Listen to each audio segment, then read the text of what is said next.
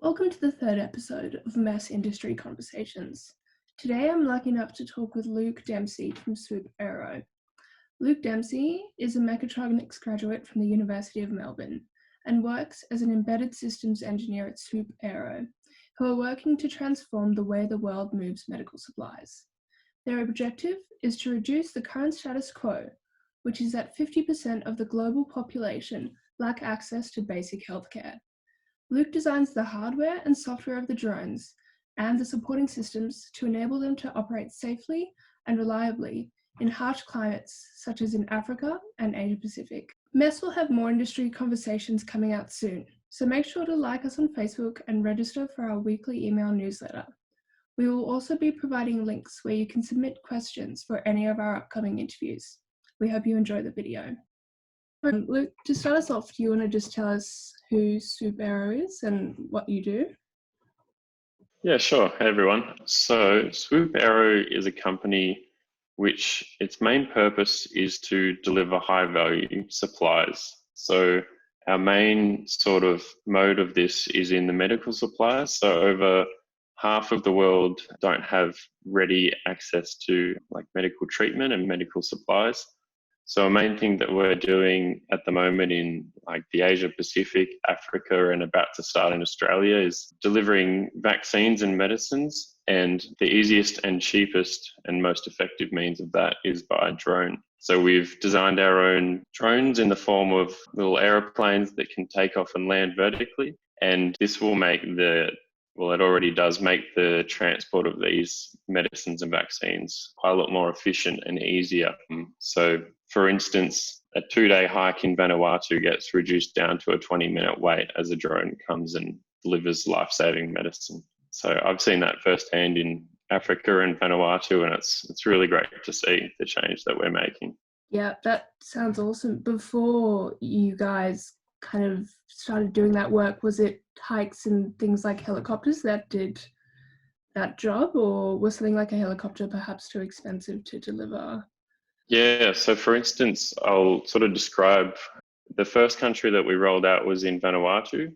So when we arrived in Vanuatu, the way of transporting vaccines for all the children in all the little villages is that there would be 1 or 2 main villages on an island, and someone would hike to the neighbouring villages with an esky and deliver and administer these vaccines. So when we first arrived in Vanuatu, we surveyed all the landing zones so that we could sort of record all the GPS for all the drones to land at. And as part of that, we followed the nurses on one of their vaccine runs, and we hiked for 3 days to get to some villages. And it was super rewarding to hike with the nurse, and then our job was to find a clearing and record the GPS coordinates, and then the next morning the drone would arrive and everyone would see the drone for the first time. And that delivery was always under 20 minutes. So yeah, it's sort of great to see how that sort of transformed. So that was the only sort of means of like cost-effective delivery. So the supply chain sort of like suffered as a result of that. Well, thank you for that overview. And so you work, I believe, as an embedded systems engineer, and you did your study at Melbourne. Do you maybe want to share more about your experiences at UniMelb, and then I suppose later on we can jump into what you do at Swoop? Yeah, so I majored in mechatronics, so that was a lot of control systems with electronics to a lesser degree, but I also found that I quite enjoyed that. So I sort of sunk a lot of my personal time into like making my own little devices and learning as much as I could through that way. And the way that sort of led into me working at Swoop was I wanted a way to learn about both embedded and control systems, which is perfectly encapsulated in the form of a drone. So I got a little drone like building kit and started making my first drones, which initially they always ended up in a tree or in a little ball of fire.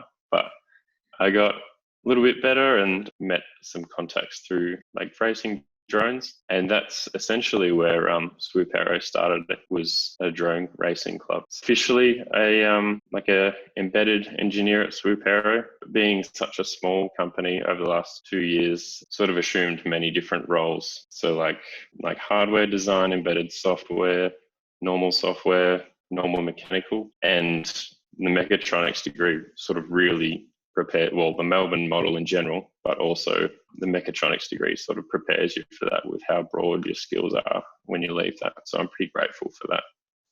I think that sounds awesome. And I maybe speaking more to your experience at Swoop, this might be hard if you've taken on a variety of roles, but maybe run us through what I suppose a typical day in the life of an engineer at Swoop Aero looks like. And you mentioned before that you've been hiking, so is travel something you usually do as well as part of your role? Yeah, so the days are generally not the same. So there could be days where you go into the workshop and you're just designing through, like you could be doing software work or just sitting on your computer doing PCB design, and that can progress through to like soldering the circuit boards and testing them, making sure that they're all working. And then there could be days where you're waking up at 5 a.m. and driving out to a farm in Victoria, flying the planes and doing all your risk assessment and prototype testing there. And then that can also escalate to you waking up at 5, catching a plane to Congo and rolling out a network over there. So it's very different most days. But yeah, it's super rewarding, especially going overseas and rolling out a network. How would you describe the culture at Swoop? You mentioned it started as a club, so I can imagine there'd be a lot of passionate people there. Yeah, can you talk to that a bit? Swoop's sort of grown a fair bit as a company. So this time last year, there was probably 6 of us, 4 of us being engineers, and now it's grown to 25 of us with probably still 5 or 6 of us being engineers. So we're a lot more of a diverse group, but we all have a really big passion for the company. So we all work like quite hard to make it sort of succeed. We're pretty laid back and great friends. So like we hang out a fair bit after work, but then there's this also a weird degree of having to remember that Swoop Aero is an aviation company. So you have to be really professional about your risk assessment when you're doing operations. So we also have to be able to snap into like very regimented professionalism. So yeah, it's a good culture and really enjoy it. I suppose you mentioned as well the growth has been really big for Swoop in the last 12 months or so, and I think drones themselves have gotten a fair bit of airtime in the media in terms of their applications flowing more widely. Dr. Ailey Chapman at the University of Melbourne actually is quite heavily involved in some drone work as well. Where do you see Swoop going in the future in terms of growth in general, maybe just even the applications of drones for, perhaps budding engineers who are interested in that space or control systems? Yeah, so for instance, the first year of Swoop, it would be an event for a drone to be flying. So we'd always be watching it on our computer, following it along. And now we've got quite a large fleet of drones now. So it's become less of an event. And we're actually gearing all our efforts into managing a large fleet of drones. So we're piloting multiple drones with one pilot. And that's sort of where we see a lot of the effort and development going in drone tech in the future, is not in the drones themselves, but coordinating safely a large amount of drones. So for instance, for us as a company, so that we can pilot multiple drones and deconflict and have a safety case there. But in the near future, drones are going to coexist with planes. So the skies are going to be full of drones. So a lot of development's going to be in safely managing all of the drones. And speaking to future growth as well, I suppose, and having your business, I think, Swoop focused on enabling healthcare access, how has COVID kind of impacted what you do, or has it not really had an impact? And I suppose in the case of if a vaccine does come around, your work might be even more important than it is now in spreading that vaccine as far as we can. Yeah, so we've had a bit of a different impact to a lot of other companies in the world really. So our sort of service has become quite well recognized. Like it's become very valuable to people who wouldn't have thought that it was something that applied to them. So I'd say initially like medicine and vaccine transportation was viewed as like a third world country thing where they didn't have the logistics network or like roads in general just to transport the goods. But now it's becoming more of a concept of we're realizing that these will actually benefit in first world countries as well. So personally, like in Swoop, it hasn't affected our ops in Africa as well. So we're still doing ops in Africa, although we've had to evacuate everyone back to Australia. We're still flying the drones from Australia. So we've been able to, when we've been over there, we've been training up a local workforce and they'll sort of do all the maintenance checks, load all the cargo and sit the drone out ready to take off. And then the pilot from Australia will fly the drone. So that's sort of the model that we've been sort of planning to roll out, and COVID's sort of accelerated that process. Australia's sort of taken up the demand of drones. We're about to roll out a project in Queensland, and that will be delivering pharmacy supplies to regional Queensland, coming sort of closer to home as well now. We are finding quirky logistics issues, as I'm sure everyone is. For instance, one of the parts in our drones are also very common in ventilators, so quite hard to get a hold of now.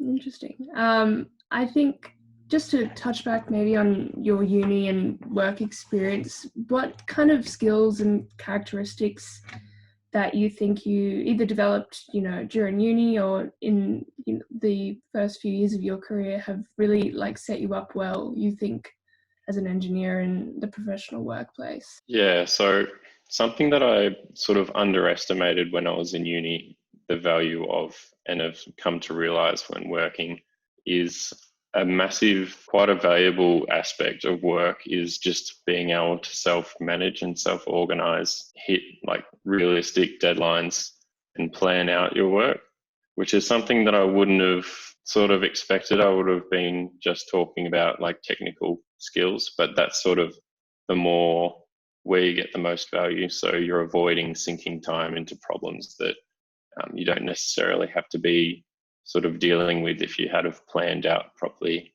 and being able to sort of take a step back and reevaluate the priorities of different tasks. I think just one question to end, and then if you have anything as well to add. We had quite a few students submit questions, so I think very reflective of a lot of interest in this area and these applications of engineering. What suggestions do you have to those engineering students who are interested in Swoop and drones and control systems more widely in terms of things they can be doing now or organizations they can be looking at, or even if they're looking to perhaps apply to Swoop in the future, any tips you have them? Yeah, for sure. Something that I found really valuable, as I said before, is just getting some personal time on your own projects. And that also looks really good on a resume because it shows that you're proactive and you can manage yourself and you've sort of had the technical skills, and it demonstrates that. It also sort of turns the tables a bit in the interview because the more you're sort of talking about a personal project, the less time you have to field unexpected questions. So that's also very handy in interviews. And also just getting involved in different clubs. So I had a drone racing club. Fairly sure Melbourne Uni still has their drone club, or some other relevant club. It just shows some keenness in that you're quite passionate of the field that you're doing. We're also, I believe that we've had some great students come through the internship subject. So I believe we're still running that next semester if COVID allows, but we're keen to get some keen students on board. Do you have any tips for students applying? I suppose you mentioned showing the personal interest, but any other, I think, traits or characteristics that you think would really bring value to the Swoop team? Sort of just display that you have a passion for what you do. That's really valuable, as we all sort of have that as well. And as I said, proactivity sort of comes hand in hand with that as well.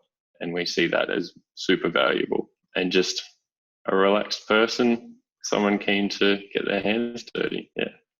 Cool. Well, thank you so much for your time. We really appreciate it.